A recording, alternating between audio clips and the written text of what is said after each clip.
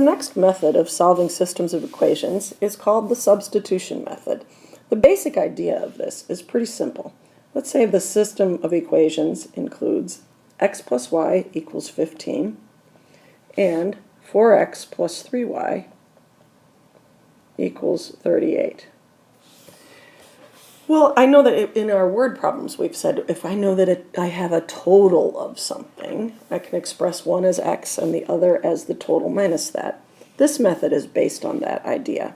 If I know that x plus y is equal to 15, I can solve this equation for y and say y is equal to 15 minus x.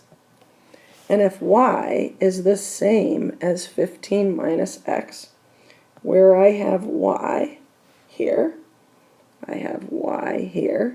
I can substitute 15 minus x. So that gives me 4x plus 3 times 15 minus x, because we know that y is the same as 15 minus x, equals 38.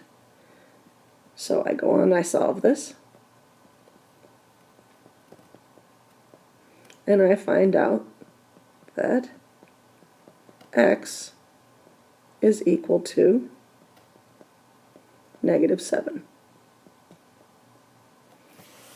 I'm not finished yet, though, because in my system of equations, I'm looking for the x and the y that make it true. So I have to take this information and go back and plug it into one of the original equations. I'm going to use this one because it's easier. If x is -7, then -7 plus y has to equal 15. Remember, we put that minus x here. That looks a little bit confusing. Better write it underneath. So, if -7 plus y is 15, then y is 22. And in the end, I write my answer as an ordered pair with x first and y following. And the thing to remember is that if there's different variables, they go in alphabetical order. So that's the big idea. We're going to solve one equation, either one, for one of the variables, plug it in, solve, and then find y the other one would be. So sometimes it can be a little bit more complicated, of course. 2x minus 3y equals 4, and the other one is x plus 4y equals -9. So in this situation, I could solve for this x, this y, this x, or this y. But if I'm doing if I do this one, I'm going to end up dividing by 2, this one dividing by 3, this one dividing by 4. I could very well end up with fractions, which is not an easy situation. So although I can solve either equation for either variable, I want to choose the one that has a coefficient of 1.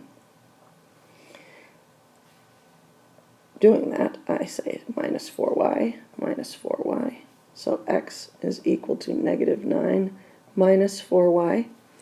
Now I know that x is the same as -9 minus 4y. So where I see this x, I can plug in -9 minus 4y. So 2 times -9 minus 4y minus 3y equals 4. I now have an equation that's like I can solve. -18 minus 8y minus 3y is equal to 4. -18, minus 11y is equal to 4. When I add 18 to both sides, I find out that -11y is equal to 22, meaning that y is -2. I'm not finished until I know what x is. I can plug this value back into any of the equations. Right now I can see that x is equal to -9 minus 4 times y. And since y is -2, I'm going to do that. X equals -9 plus 8, because a negative times a negative is a positive. x is equal to -1. I then express it as an ordered pair. I will say that often the most common mistakes can happen in the plugging back in phase, this one. So be careful with your math that way. So let's talk about the basic steps that we've been. So first, you need to solve either equation for either variable.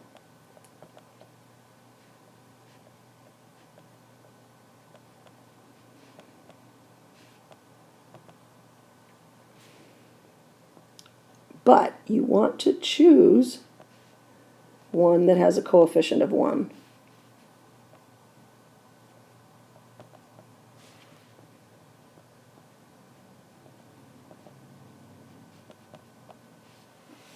Okay. Second, substitute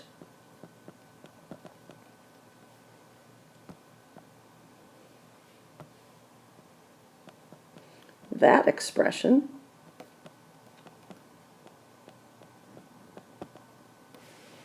for the variable in the other equation.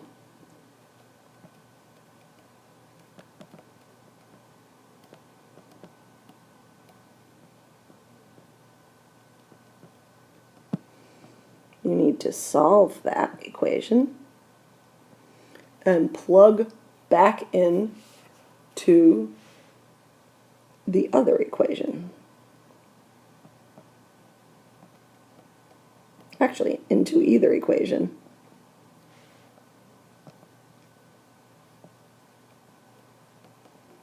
To find the other variable.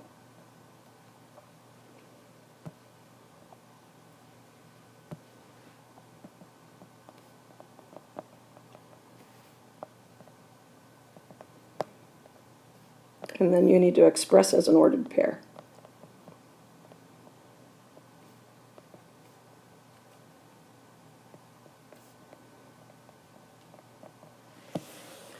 So sometimes in these things, though, the fraction destroyer can be your best friend. I want to do an example like that. If I say one of the equations is y over 2 equals 2 minus x, and 6x plus 3y equals 12. I know we said solve for one that has a coefficient of 1, but in general, all equations are harder if they're fractions. So I would say, before you do anything else, get rid of your fractions. When I do the fraction destroyer here, I find out that y is equal to 4 minus 2x. And what I've actually done is solved one of the equations for one of the variables. I now know that y is the same as 4 minus 2x. So where I see y here, whoops, I want to go back to x, to black. I can say 6x plus 3 times 4 minus 2x is equal to 12. So 6x plus 12 minus 6x is equal to 12. Oh my! Do you recognize what's happening? We have 0 equals 0. What this means in the old days is that it's an identity, which is infinite solutions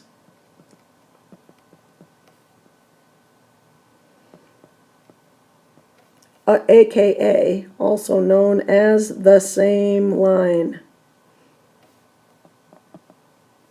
If we graphed these, they would be the same line. But I do want you to understand that it's important to get rid of fractions right up front.